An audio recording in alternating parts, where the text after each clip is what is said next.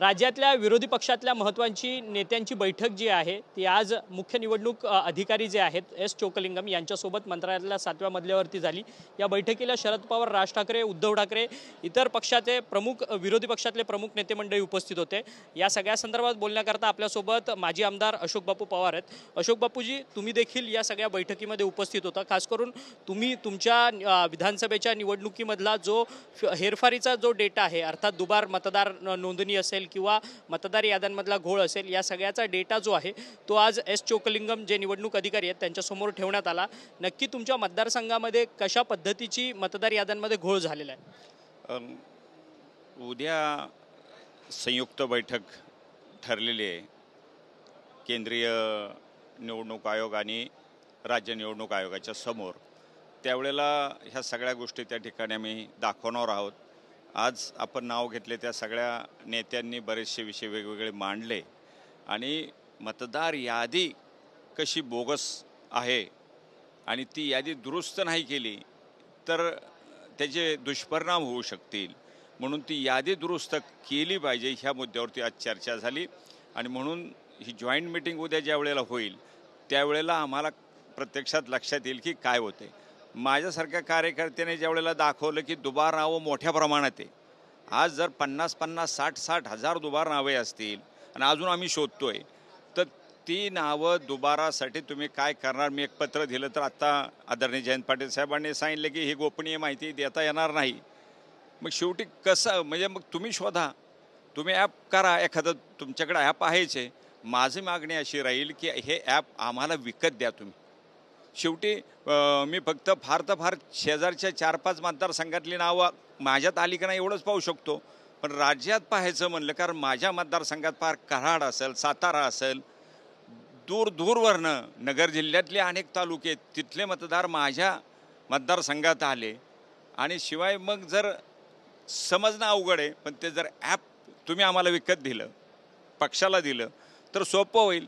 आणि लोकशाहीमध्ये निवडणुका ह्या निष्पक्षपणे होण्यासाठी मतदार यादी ही पहिल्यांदा क्लिअर पाहिजे, तरच हे होऊ शकतं। परंतु तुमच्या मतदारसंघामध्ये तर तुमची थेट लढत अजितदादांच्या राष्ट्रवादी काँग्रेस पक्षाशी होती आणि या सगळ्या निवडणुकीमध्ये तुमचा मात्र पराभव होताना पाहायला मिळाला। तुम्ही या सगळ्या पराभवाच्या संदर्भात तुम्ही निवडणूक आयोगाकडे या सगळ्या संदर्भातल्या तक्रारी नोंदवल्या, कोर्टामध्ये गेला।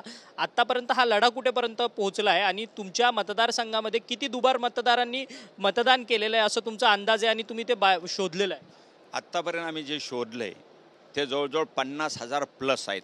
आता आम्हाला फार पान चाळावं लागतं आहे। आम्हाला ॲप जर दिलं आम्हाला तर फार सोपं होईल। मी जी मागणी मागाशी केली आपल्याला, आणि मी सातत्यानं जवळजवळ 18-20 पत्र मी दिलेली आहेत आणि त्या पत्राची उत्तरं नीटशी मिळालेली नाही।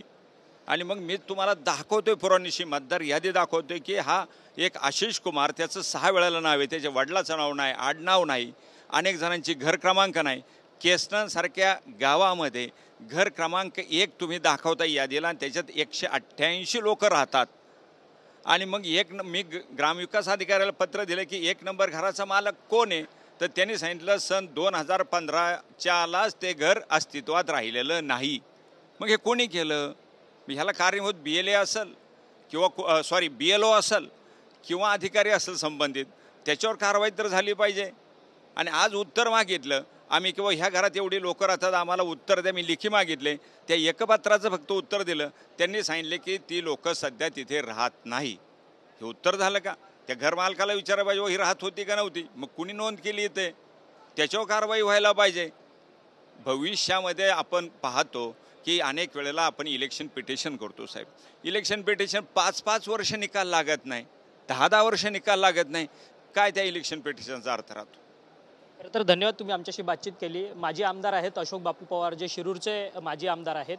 त्यांच्या मतदारसंघात देखील विधानसभेच्या निवडणुकीच्या वेळेस जवळपास 50,000 दुबार मतदार जे आहेत ते त्यांनी मतदान केल्यामुळे त्यांचा जो निवडणुकीमध्ये आहे तो पराभव झालेला होता आणि त्या सगळ्या संदर्भातचे जे पुरावे आहेत ते अशोक बापू पवार यांनी आता बाहेर काढलेले आहेत आणि हेच पुरावे घेऊन ते उद्या मुख्य निवडणूक आयुक्त जे आहेत राज्याचे दिनेश वाघमारे आणि त्याचसोबतच मुख्य निवडणूक अधिकारी जे आहेत एस चोकलिंगम यांच्या बैठकीमध्ये बैठकीमध्ये हे सगळे पुरावे जे आहेत ते सादर करणार आहेत। त्या सगळ्या बैठकीला उद्या पुन्हा राज्यातल्या विरोधी पक्षातले जे प्रमुख नेते आहेत अर्थात शरद पवार असतील, उद्धव ठाकरे असतील, राज ठाकरे असतील आणि काँग्रेसचे बाळासाहेब थोरात हे सर्वच नेते मंडळी पुन्हा एकदा उद्या मंत्रालयामध्ये उपस्थित राहतील आणि या सगळ्यांची बैठक जी आहे ती उद्या मंत्रालयामध्ये 11 वाजता होईल आणि या सगळ्या संदर्भात आता निवडणूक आयोगाकडनं काय उत्तर येणार आहे या सगळ्या प्रश्नांच्या संदर्भात हे देखील पाहणं आगामी काळात महत्त्वाचं ठरणार आहे। व्हिडिओ जर्नलिस्ट सिद्धेश नाईकसह अक्षय मंकणी, TV9 मराठी, मुंबई।